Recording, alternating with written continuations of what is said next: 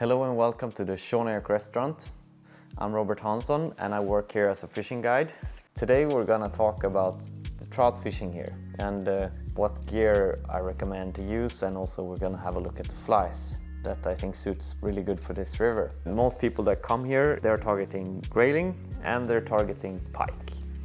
But there is a lot of cool brown trouts to be caught here. When you are out grayling fishing, it's exactly the same places like you want to do trout fishing, which is really cool.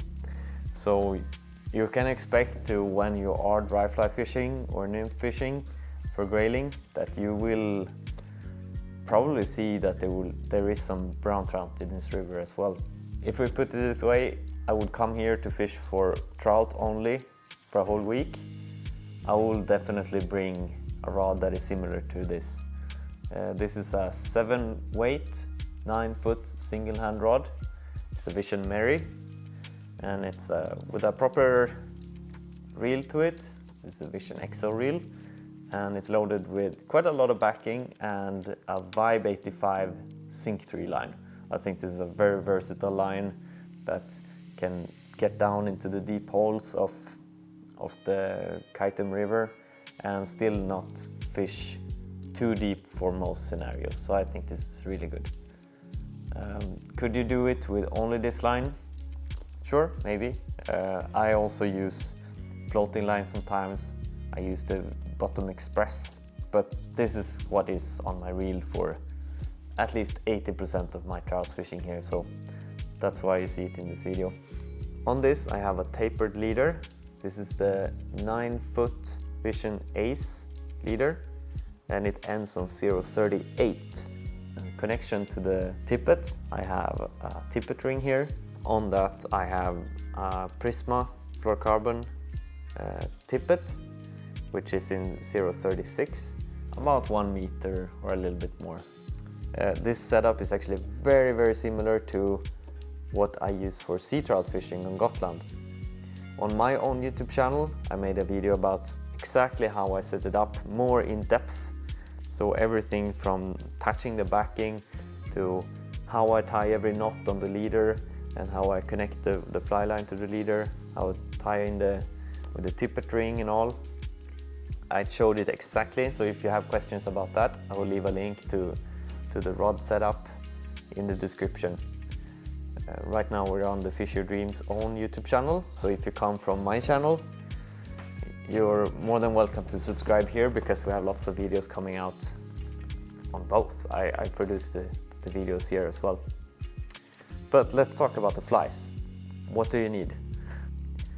This articulated fly I think is one of my favorite trout streamers for here. It is tied with a wiggle tail in the back, and this fly exactly, there is a Thai TV video about, so you can check that out, where Daniel Bergman is tying this. It's such a phenomenal fly for this river, and black is my absolute go-to color for this river, as you will see in my other flies as well. When we were sitting with the guests here yesterday, we tied some flies and I made this one as well. It's one I look forward to try. It's more of a green and black tone and without a wiggle tail in it. I like to have different versions of my flies. So this is with zonker instead and a marabou tail. I think this will work perfect as well. In the same theme of black color, I have a much smaller fly. This is a zonker muddler, so it's with squirrel zonker and then a muddler head. This fly is a much smaller size, and you will catch more fish on this fly, I can guarantee you, because the graylings are not shy at all to take a normal size streamer like this.